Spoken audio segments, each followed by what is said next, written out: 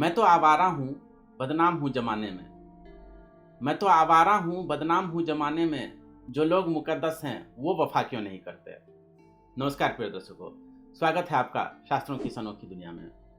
प्रिय दर्शकों, आज बिना किसी विशेष तैयारी के मुझे इमरजेंसी में यह वीडियो बनानी पड़ रही है। दरअसल महर्षि पराशर और मत्स्यगंधा की कहानी को लेकर के कुछ अपने आप को भगवान बुद्ध का अनुगामी कहने वाले तथाकथित जो नवबौद्ध हैं, वो ये अफवाह फैला रहे हैं कि हिंदू धर्म तो बस दुराचरण सिखाती है और बस इसमें अश्लीलता सिखाती है। तो ये वीडियो उन्हीं के प्रत्युत्तर में है, लेकिन उससे पहले जो है हम आपको यह अपना डिस्क्लेमर दिखा देते हैं। यह वीडियो जो है एजुकेशनल पर्पस के लिए है, शास्त्रों का ज्ञान लोगों तक फैलाने के लिए है। इसमें किसी भी धर्म को आहत, किसी की भावना को आहत करने का हमारा कोई उद्देश्य नहीं है। तो दरअसल हुआ ये है कि अभी आपने देखा होगा कि रणवीर इलाहाबादिया की जो घटना घटी है, जो कंट्रोवर्सी हुई है, उससे आप परिचित ही होंगे। मुझे फिर से वो सब बातें मत कहलवाइए। उन्होंने जो कहा सो कहा, लेकिन ये कुछ एक ऐसे नवबौद्ध हैं, मैं उनका नाम भी क्या लूँ, उनका क्या कहना है कि दरअसल उसने कोई गलत बात नहीं की, हिंदू धर्म सिखाता ही है इस तरह की बातें करना। और उन्होंने जो है महाभारत और वेद आदि से भी प्रमाण दिए। महाभारत से उन्होंने ये पराशर जी और मत्स्यगंधा का प्रमाण दिया है और बोला है कि देखिए वेद व्यास का लिखा हुआ है महाभारत, और उन्होंने अपने माता पिता के बारे में देखिए कैसी बातें लिखी हुई हैं।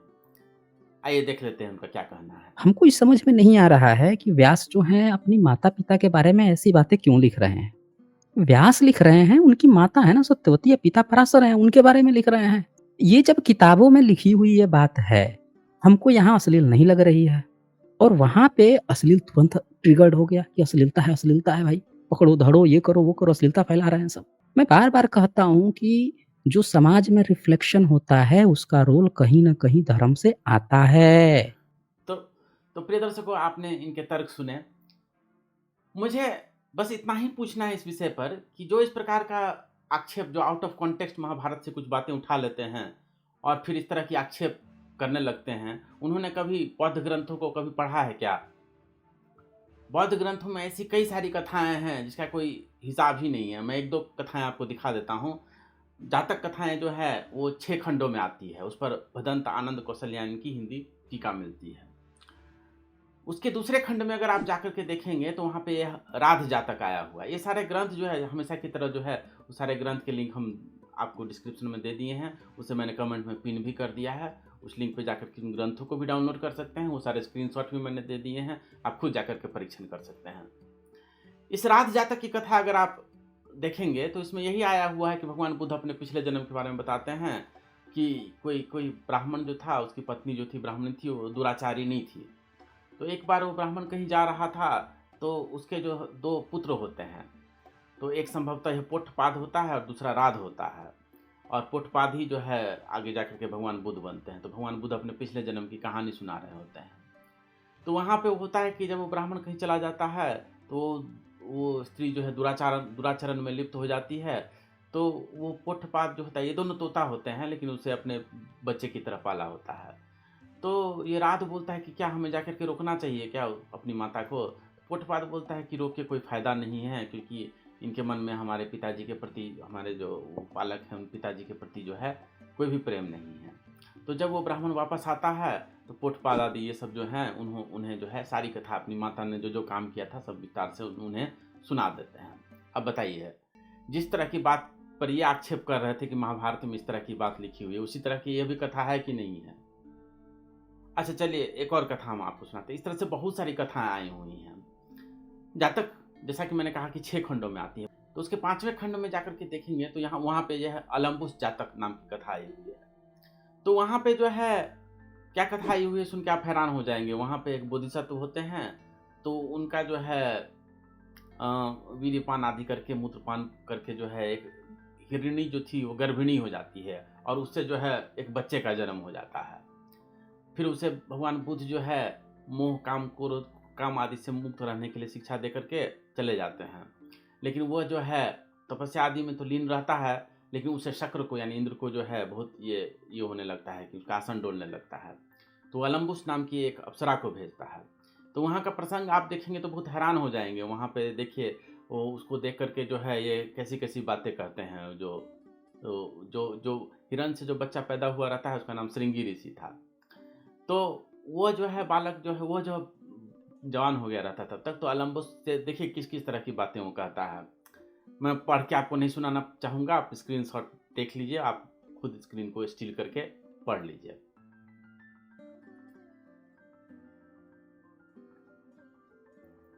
इसके बाद जो है वो जब जाने लगती है, जब देखती है कि इसका तपस्या भंग हो गया है, तो वो जाकर के उसे ज़बरदस्ती पकड़ लेता है और उसके साथ जो है रमण करने लगता है।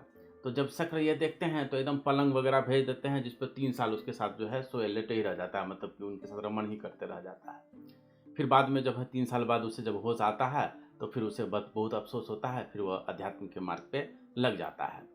अब प्रिय दर्शकों, देखिए इन सब कथाओं में क्या बातें हैं, इसमें कहीं कोई अश्लीलता की बात नहीं है। इन सब कथाओं के माध्यम से जो है जीवन की कई सारी शिक्षाएँ दी गई हैं।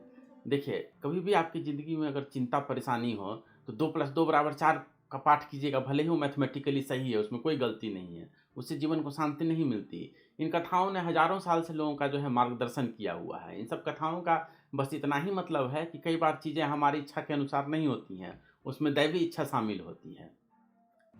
इसके अतिरिक्त जो है कई सारी चीज़ें जो है तर्क से परे होती है, हर चीज़ को तर्क से नहीं समझा जा सकता है। अब तो विज्ञान भी ऐसी-ऐसी कई सारी बातें, मॉडर्न फिज़िक्स की कई सारी ऐसी बातें हैं, क्वांटम मैकेनिक्स की कई सारी ऐसी बातें हैं जो तर्क से समझ में नहीं आती, वो दर्शन शास्त्र की बातें लगती हैं। तो इसीलिए आदमी का मन जो है ओपन रहे, इसीलिए इस तरह की कथाएँ लिखी जाती हैं, ताकि जो है आदमी में एक उत्सुकता रहे, आदमी में जो है एक आश्चर्य की भावना रहे। आदमी जो है ये समझ सके कि ज़िंदगी सिर्फ़ तर्क की बात नहीं होती, तर्क से ऊपर भी ज़िंदगी है। तर्क के साथ इमोशंस का भी उतना ही स्थान है, आश्चर्य का भी उतना ही स्थान है। तो इसीलिए इस प्रकार की कथाएँ लिखी गई, इसमें अश्लीलता आदि की कोई बात नहीं है। पराशर के जो संतान हुए, पुत्र हुए, वो तो वेद व्यास हुए। तो अगर वैसा बात रहता, वहाँ पे रमन और अश्लीलता की बात थोड़ी कही गई है। वहाँ पे तो एक विशेष घटना बताई गई है, क्योंकि वहाँ पे जो है वेद व्यास जी का जन्म होना था। उसी तरह से ये बौद्ध ग्रंथों में जो कथाएँ आई हुई हैं, वहाँ भी कोई अश्लीलता परोसने की बात नहीं है। वहाँ पे यही शिक्षा देने की बात कही गई है कि आदमी के मन का कोई भरोसा नहीं है। तो इसीलिए जो है मन पर जो है ये करते रहने के लिए जो है आदमी को अध्यात्म आदि का सहारा लेना चाहिए। भगवान बुद्ध ने भी कहा है, यथागारं दुच्छन्नं उट्ठी समुतिवज्जितम्, अर्थात जैसे कि जो छाया हुआ घर नहीं है, उसमें जैसे पानी घुस जाता है, वर्षा का जल घुस जाता है, उसी तरह से विपश्यना आदि, ध्यान आदि से जो है जिस मन को छाया नहीं रहता है, उसमें जो है काम वासना आदि जो है बुरे भावना जो है प्रवेश कर जाते हैं। भगवान बुद्ध ने धम्मपद में कहा है। तो ये सब शिक्षाएँ इस कथाओं में, इन कथाओं में दी गई हैं। न बौद्ध धर्म की बातों को जो है अश्लीलता परोसने से कोई मतलब है, न महाभारत की बातों को अश्लीलता परोसने से मतलब है। लेकिन ये छद्म बुद्धिजीवी जो हैं वो इसी तरह की बातें निकाल करके और हिंदू धर्म को जो है नीचा दिखाने की कोशिश करते रहते हैं। यहाँ उनका डबल स्टैंडर्ड साफ है। वही जो तर्क वो महाभारत पे लगाते हैं, वो उन जातक कथाओं पर क्यों नहीं लगाते, बौद्ध ग्रंथों पर क्यों नहीं लगाते हैं। महाभारत आदि तो ऐसे ग्रंथ हैं, महाभारत में जो गीता आई हुई है उसमें क्या भगवान श्री कृष्ण क्या कहते हैं, काम एष क्रोध एष रजोगुण समुद्भवः महासनो महापाप्मा विद्येनमिह वैरिणम्। काम को जो है वैरी कहा गया है। काम में कौन सा काम अलाउड है, तो धर्मा विरुद्ध भूतेषु कामो अस्मि भरतर्षभ।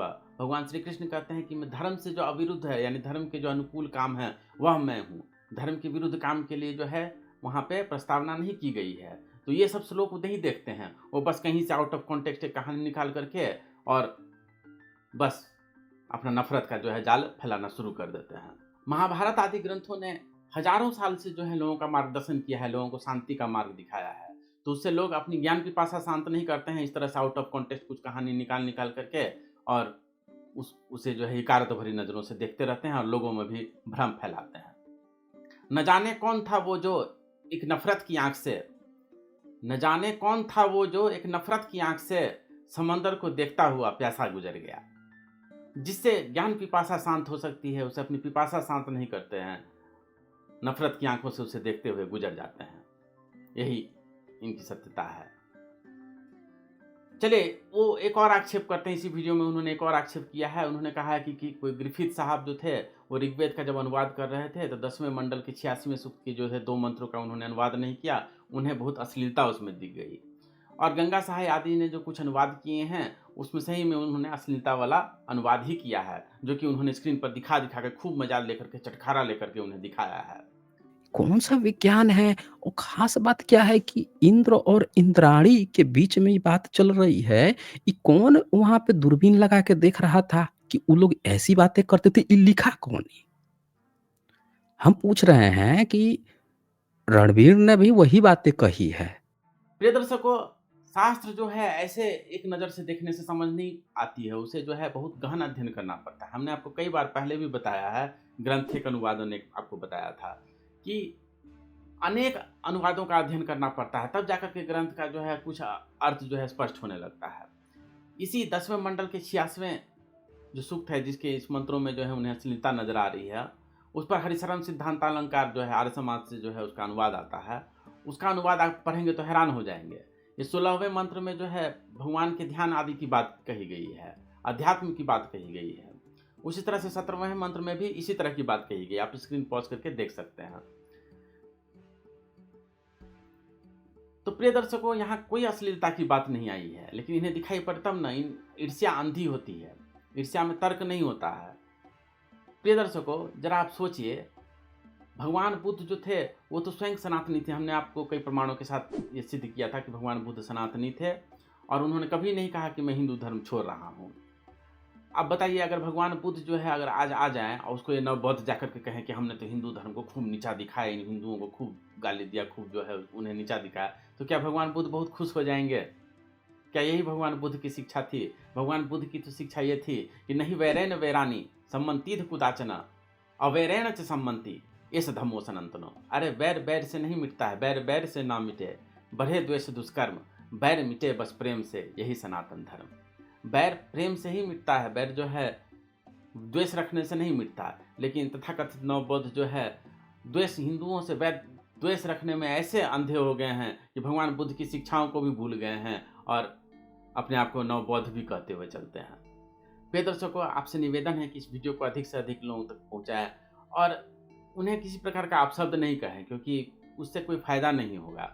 बल्कि हमें जो है उनके सब प्रश्नों का जवाब जो है प्रेम से ही देना। उन्हें नहीं पता वो क्या कर रहे हैं, वो अपने अज्ञान के कारण ही इस तरह की बातें कर रहे हैं। हमें उनका जवाब बस प्रेम से ही देना है। उन तक ये वीडियो पहुंचाए और उन्हें जो है इस प्रकार के गलत भावनाएं और गलत जानकारी समाज में फैलाने से रोकें। चलते चलते बस हम इतना ही कहना चाहेंगे कि तुम्हें उल्फत नहीं मुझसे, मुझे नफरत नहीं तुमसे। तुम्हें उल्फत नहीं मुझसे, मुझे नफरत नहीं तुमसे। अजब सिकवा सा रहता है तुम्हें मुझसे, मुझे तुमसे। शास्त्रों की बातों को इसी तरह से शास्त्र प्रमाण के साथ जानने के लिए बने रहे साथ पर। आपका बहुत बहुत धन्यवाद।